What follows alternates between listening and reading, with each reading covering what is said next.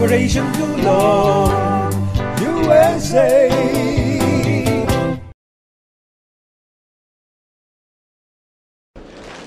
Ngayon, ano naman ang paboritong merienda ng politiko? Puto Seco. Kutsita. Puto. Mali. Ano? Bola-bola. Bakit? Nasaan namang... Bakit? Nasagot na kagad ka. Ah! Kasi bola-bola na eh. Ayun ba yun? Malapit na eh. Oo. Ngayon, ano naman ang paboritong merienda ng politiko? Puto Seco. Sandwich, kama naman. Sandwich, hotdog. Kutsita. Mali! Mali! Ano? Bola-bola. Wala na! Bola na naman. Ron. Yes. Di mag-work, di mag-work.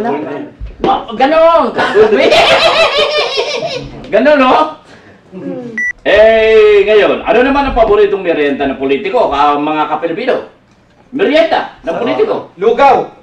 Mali! Egg sandwich. Tama na. Hindi. Ano?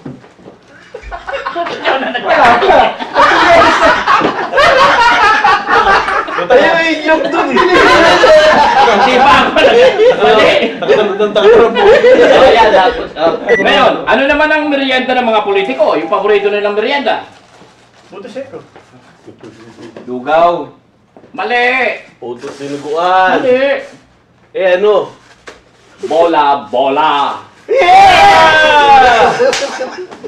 Pilit naman. Yeah! Yeah! Alam ko, nag-chining ba raw?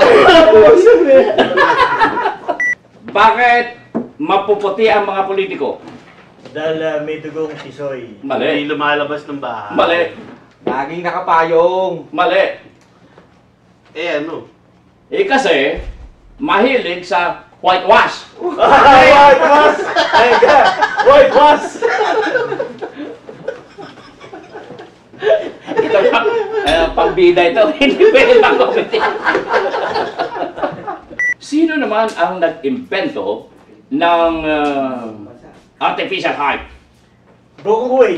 Mali. Si NDC. Mali. Lusyutan! Lalong mali. Sino? Politiko.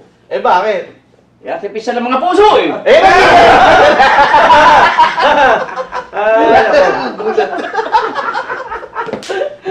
Anong ginagamit na pang-greetings o pang-bati ng politiko?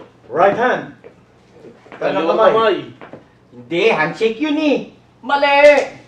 Ano? Mata. Bakit? Kurap-kurap.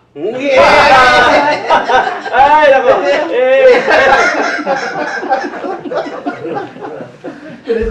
Okay. Anong paboritong martial arts ng mga politiko? Ungsoy. Paano naman naging puso? Mali. Chicken na. Di ba karate? Japanese yun eh. Mali. Uso ngayon, Manny Pacquiao eh.